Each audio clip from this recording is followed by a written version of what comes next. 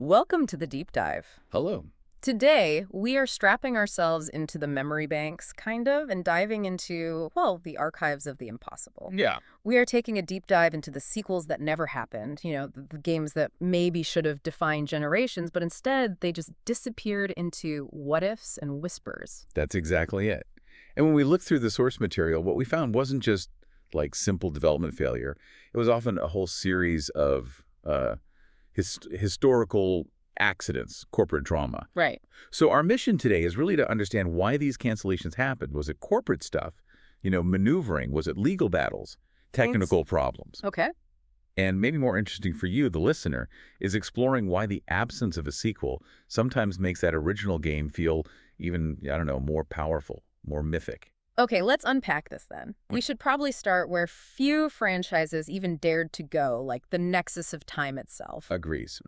Let's talk about a title that's just revered in the RPG kingdom, Chrono Trigger. Oh, yeah. Okay. La class. When it launched on the SNES back in '95, this wasn't just another game, right? It felt like lightning in a bottle. Totally. It was created by, well, basically the dream team of gaming at the time. Hironobu Sakaguchi from Final Fantasy. Yep. Yuji Horii from Dragon Quest. Masters. And the legendary artist Akira Toriyama. That lineup alone, the sheer pedigree basically guaranteed it was going to be a masterpiece. It just wove together time travel, consequence, this amazing story about friendship saving the world. But, it also set these incredibly high expectations for any follow-up. Fans were begging for a true sequel for years. And what they actually got was Chrono Cross in 1999. Exactly. Yeah. Which, look, Chrono Cross was a spiritual continuation. It definitely shared the universe, the themes of time, alternate realities. It was beautiful, complex. It was a great game in its own right, yeah. Absolutely. But it felt distant. Yeah. It had, a completely new cast of like 45 characters? Yeah, huge cast. A massively different battle system. And the tone shifted. It was artistic, sure, but it kind of broke that direct emotional link fans had with Chrono, Marl, and Luca. Felt more like a spin-off, maybe, not the direct successor people wanted. That's a good way to put it. Which brings us to the rumored but actually tangible direct sequel project, Chrono Break, right? This wasn't just forum talk. Square actually registered this as a trademark in 2001. They did. And the buzz, the suggestion, was that this project was the attempt to finally bridge that gap, maybe bring back some original characters, tie Trigger and Cross together somehow. So what happened? And here we hit the first big wall, what the sources call corporate reality. Uh-oh. The key insight here seems to be that corporate restructuring can be the slow, silent killer of creative projects. Think about that period, the early 2000s.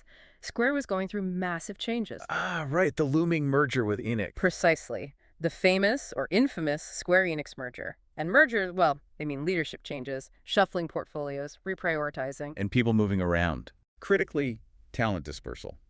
Amidst all that chaos, the original architects of Chrono Trigger, the actual dream team, they started leaving the company. Okay, that's bad news for a sequel. It's fatal, really. When the people who hold that original creative vision walk out the door, the project just becomes untenable. You probably can't make a truly direct sequel to an iconic RPG like that without its original masters. So the trademark for Chrono Break just quietly expired in 2003. And the project vanished. Oof, gone. It's quite an irony, isn't it? A game all about time travel couldn't survive a few years of corporate time. It's a profound lesson, really, in modern IP management. Even if you have this golden property, if the human element, the core talent, gets disrupted, the sequel could be dead before it even starts. Okay, so if Chrono Trigger was maybe killed by the suits, let's pivot. Let's look at a spy who's maybe killed by the lawyers. Agrees. We're moving to the FPS revolution in 1997. GoldenEye 007. Oh, man. GoldenEye came from Rare, right? Yeah. A relatively quiet British studio at the time, and they just completely redefined the first-person shooter on consoles. It's really hard to overstate its impact. Before GoldenEye, console shooters were often, well, clunky, right? Kind of messy. Yeah, definitely. Rare introduced proper cinematic mission objectives, actual stealth mechanics that worked. And, of course, that 4-player split-screen multiplayer. Oh, the multiplayer. It became the soundtrack to, every sleepover for years. Mandatory. I remember those nights. Yeah. Slappers only. Anyway, the expectation for a sequel was obviously enormous. And it was planned, wasn't it? They were working on GoldenEye 2, Phoenix Rising. And the concept was pretty far along, based on the sources. Yeah. It involved a new agent tracking down this rogue organization called Phoenix, Okay. supposedly built from the ashes of Bond's old enemies, that kind of thing. They had designs for plots, gadgets, ready to evolve the formula for the next generation of consoles. But then the dramatic rights war started. And this wasn't simple, was it? It was like multiple fronts. It really was. First, the immediate IP problem. Rare lost the James Bond license. Eon Productions, who controls 007, they awarded the gaming rights to Electronic Arts, EA. So boom. Even if Rare had the team, they couldn't actually make Bond. Okay, that's a killer blow right there. But the situation got even stickier, didn't it? Because the parent company started fighting over Rare itself. Exactly. That's the other layer. Nintendo and Microsoft got into this massive battle over owning Rare, their talent, their IPs, the whole package. And Microsoft eventually won that tug of war. They did. Purchased Rare lock, stock, and barrel. So now, think about it. The original developers are working for a totally different company. Right. Under a completely different corporate culture, and they don't have the Bond license anymore. So GoldenEye 2, Phoenix Rising, just vanished in the fallout. Completely disappeared. Yeah. It shows how legal battles and who owns the IP, these are often the silent killers of sequels. It's fascinating, though, because unlike Chrono Break, where maybe the talent dispersed, the core creative team at Rare pretty much stayed together through the acquisition, right? That's true, yeah. So what happened to all those brilliant ideas they had for Phoenix Rising? Did they just bin them? And that's the key silver lining here for you listening. That creative energy, it couldn't really be killed off. The concepts, the tech advancements they were planning, the multiplayer ideas. Yeah. They basically all got channeled into Rare's next big first-person shooter. Perfect Dark. Okay, that makes sense. It was essentially Bond and everything but the name and the license. They took the ambition for Phoenix Rising and just rebranded and repurposed it. So the story of GoldenEye 2 is kind of a testament to the resilience of game designers, even when the lawyers crushed their original plans. A kind of reincarnation then, but forced by legal stuff rather than creative choice. Okay, let's move to a different kind of pain. One felt really acutely by the faithful, I think. Oh, I think I know where you're going. The pain surrounding EarthBound 64. Oof, yeah. Few cancellations seem to hurt quite like this one, because this was rooted almost entirely in, like, technical ambition gone wrong. Right. The original EarthBound on the SNES Mother 2 in Japan was just this strange, heartfelt, completely unique adventure. Totally unique.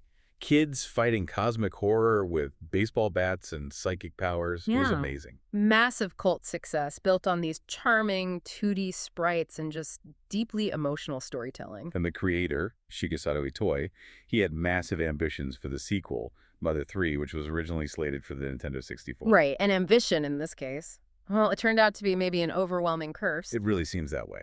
Itoi envisioned this fully 3D open-world RPG about family and loss.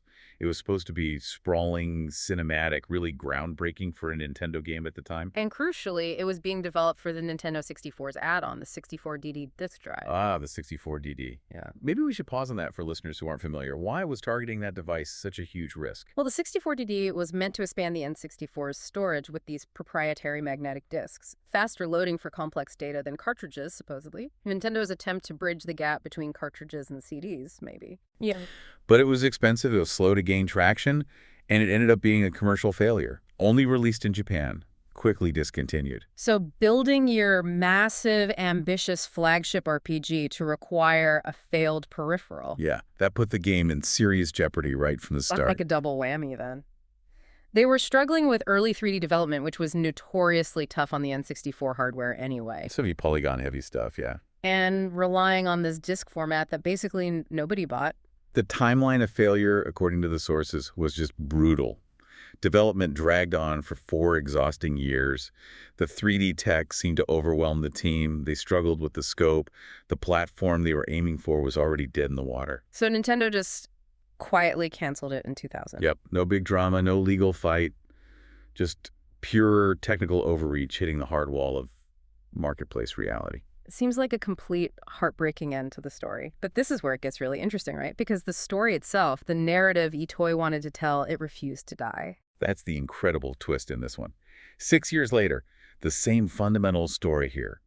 The characters, the themes of family, loss, specific plot points, it was reborn. Ow. It resurfaced as Mother 3, for the Game Boy Advance. Wait, they took that massive, failing 3D open-world N64 project Yeah. and scaled it back down to the handheld GBA. Exactly. They went back to the simpler, more achievable 2D sprite art style, similar to the original EarthBound. Wow. The emotion was still there, the storytelling was unforgettable. Many say it's one of the best stories in gaming, but the technical barriers were just gone. Okay, so the insight here is pretty profound, I think. Technical ambition can be a curse. It can make a game impossible to finish, but sometimes great storytelling finds a way to survive. It just might have to incarnate in a simpler, humbler form. EarthBound 64 proves that some legends don't completely disappear. They just find a more suitable vessel, maybe. Well put. Okay, so we've covered death by corporation with Chrono Break, death by legal rights with GoldenEye 2, and death by technical ambition with EarthBound 64. Let's pivot now to the overarching theme you mentioned earlier, this strange power of the incomplete masterpiece. Yeah, because what's really fascinating when you look at these is how the absence of that sequel sometimes seems to make the original game even more powerful, more lasting in our memory. Right, like Chrono Trigger became timeless maybe because it never got that direct sequel that could have potentially disappointed people. Yeah. Its perfection was kind of frozen in 1995. Exactly. And GoldenEye, maybe it became mythic because its excellence was locked into that specific moment, that specific console generation. We're so conditioned now to expect endless franchises, aren't we? Every story has to stretch forever. Yeah, sequels, prequels, spin-offs. But the games that stop mid-dream, the ones that remain kind of unresolved, they gain this strange, almost sacred purity. They become like archaeology. We see this shadow history of canceled games everywhere if you look. There's this whole archive of artifacts left behind. Think about the decades-long wait for Shenmue III. Oh, yeah, that was legendary. Lost in development hell forever until fan persistence and, crowdfunding finally dragged it into existence. Or the most infamous one, maybe.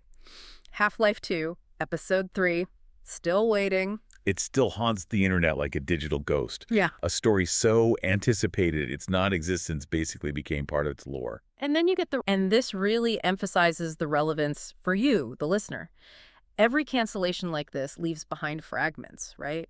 Concept art, bits of code, maybe some music tracks, interviews. These pieces are more than just trivia. They're reminders that creativity is actually incredibly fragile. It's often subject to these big external forces like mergers or legal documents or hardware simply not being ready. Yeah, it's an important lesson in the reality of making things, especially big, complex things like games.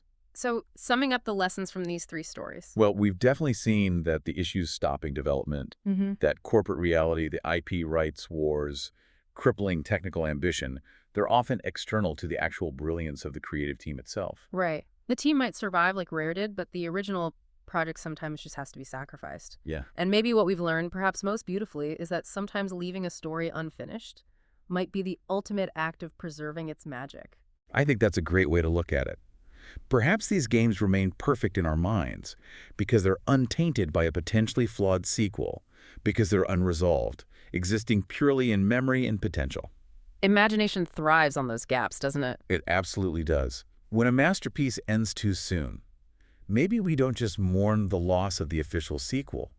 Maybe we gain the chance to write the sequels in our own heads. And maybe that's how legends like Chrono Trigger, GoldenEye, and EarthBound truly continue, not through more official games, but through the millions of us who just refuse to stop dreaming about them. A fascinating thought. Thanks for joining us for this deep dive into the unwritten chapters of gaming history.